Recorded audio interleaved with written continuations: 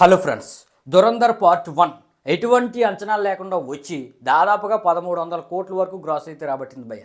ఇప్పుడు దురంధర్ పార్ట్ 2 భారీ అంచనాలతో వచ్చింది. కనీసం 2000 కోట్లు అయితే రాబట్టేస్తుంది. 2000 కోట్లు పైనే తప్ప తక్కువైతే ఉండదు భయ్య. అంత అద్భుతంగా మూవీ అయితే ఉంది.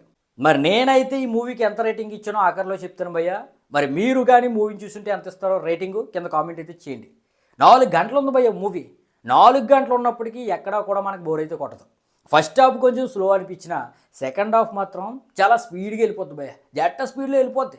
స్పై థ్రిల్లర్ అంటే ఎలా ఉండాలో అలా చూపించాడు భయ్య డైరెక్టర్. చాలా రియలిస్టిక్గా మూవీ అయితే తీశాడు. ముఖ్యంగా పాకిస్తాన్ ఉగ్రమూకలకి మన ఇండియాలో కొంతమంది ఏ విధంగా ఆశ్రయం కల్పిస్తారో, ఏ విధంగా వాళ్ళకి సహాయం చేస్తారు అనేది చాలా నేచురల్గా చూపించారు భయ్య. ఇక పాకిస్తాన్లోని బ్లాక్ మనీని మన ఇండియాలో ఏ విధంగా చలామణి చేస్తారు, మన ఇండియన్ యొక్క యువతని డ్రగ్స్కి మత్తు పదార్థాలకి అలవాటు చేసి ఏ విధంగా సొమ్ము చేసుకుంటారు, ఇక ఇండియాలో నోట్లు రద్దయినప్పుడు ఎటువంటి పరిస్థితులు పాకిస్తాన్ ఎదుర్కొంది, ఇటువంటి సీన్లతో బుర్ర పోగొట్టే విధంగా చాలా రియలిస్టిక్గా డైరెక్టర్ అయితే తీశారు భయ్య. దానికి తోడు మ్యూజిక్ ఎదిరిపోయింది, సినిమాటోగ్రఫీ ఎదిరిపోయింది, ఆర్టిస్టుల యొక్క పర్ఫార్మెన్స్ ఎదిరిపోయింది. ఓవరాల్గా పైసా వసూలు మూవీ అనమాట. ఇవే కాదు భయ్య, ఈ మూవీలో చాలా ట్విస్టులు ఉన్నాయి. ఒకటి కాదు, రెండు కాదు. ఆ ఫ్లైట్ హైజాక్ చేసి సీన్ అవ్వచ్చు. ఇక ఎమోషన్స్ కూడా ఉన్నాయి.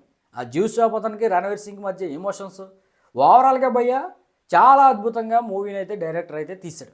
ఇక క్లైమాక్స్ విషయానికి వస్తే బాంబులు మోత, బుల్లెట్లతో ఓచ కోత, వరల్డ్ వార్ 3 గాని వచ్చేసింది అనే విధంగా ఒక యుద్ధ వాతావరణం థియేటర్ అంతా కనిపించింది భయ్య. ఆ ఇరాన్ కూడా వేసుకుంటున్న యుద్ధంతో మన ఇండియాలో కానీ యుద్ధం వచ్చేసింది అనే విధంగా మనం ఒక్కసారిగా ఉలిక్కి పడతాం.